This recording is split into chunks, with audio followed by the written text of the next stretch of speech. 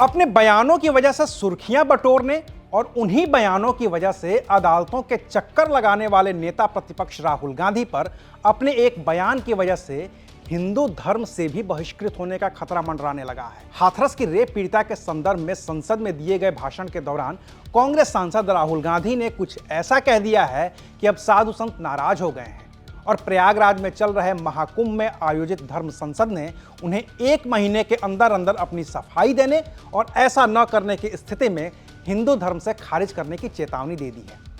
क्या है पूरा मामला, बताएंगे विस्तार से। नमस्कार, मैं हूं अविनाश और आप देख रहे हैं अनकट।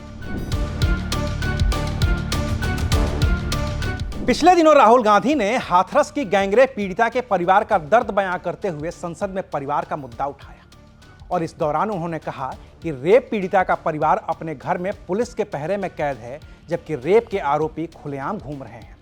इस बातचीत के दौरान राहुल गांधी ने यह भी कहा कि ऐसा न्याय संविधान में नहीं लिखा है बल्कि मनुस्मृति में लिखा है। सुनिए संसद में क्या कहा था राहुल गांधी ने। जिन्होंने गैंगरेप किया वो बाहर घूम रहे हैं और लड़की का परिवार अपने घर में बंद है। लड़की का परिवार बाहर नहीं जा सकता है।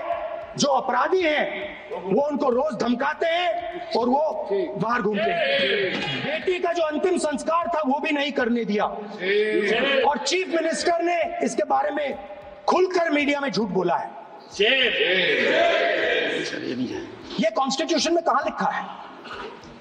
ये कॉन्स्टिट्यूशन में कहां लिखा है कि जो बलात्कार करते हैं वो बाहर रहे और जिसका रेप हुआ है, जिसके परिवार, उस परिवार को बंद कर दिया जाए? कहां लिखा है कॉन्स्टिट्यूशन में? ये आपकी किताब में लिखा हुआ है, मनुस्मृति में लिखा है, मगर कॉन्स्टिट्यूशन में नहीं लिखा।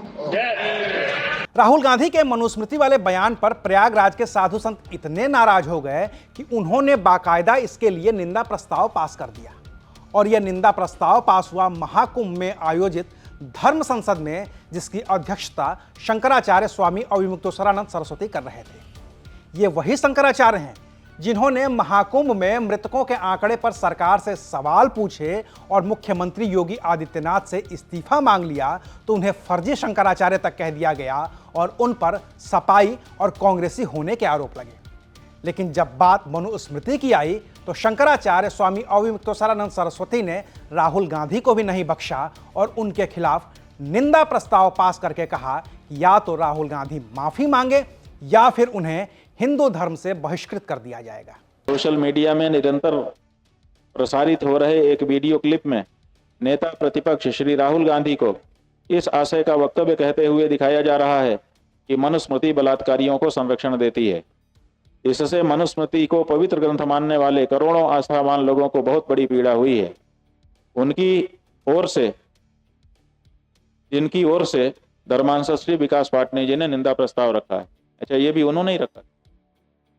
परम धर्म संसद 1008 राहुल गांधी के इस वक्तव्य की घोर निंदा करती है और शीघ्रता से अपने आशय को स्पष्ट करने या क्षमा याचना करने की मांग करती है।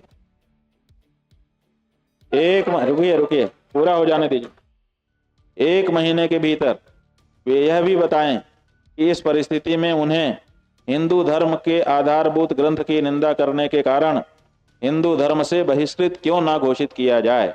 संसद के सचिव निजी भारत के नेता प्रतिपक्ष राहुल गांधी से इस प्रस्ताव के साथ एक पत्र लिख करके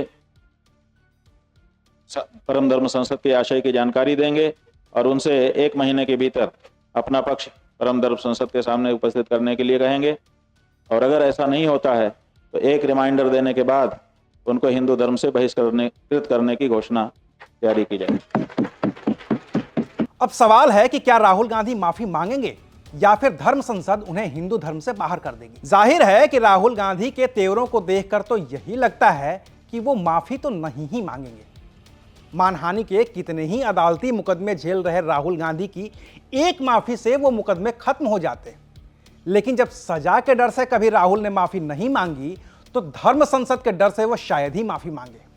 बाकी रही बात संविधान की, तो धर्म संसद में हुआ फैसला कोई संविधान का फैसला नहीं है कि राहुल गांधी के हिंदू होने पर इस फैसले की वजह से कोई सवालिया निशान लगे।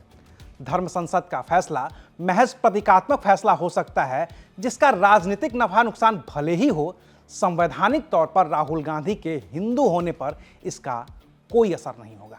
अभी के लिए शुक्रिया। आप देख रहे थे अनकट।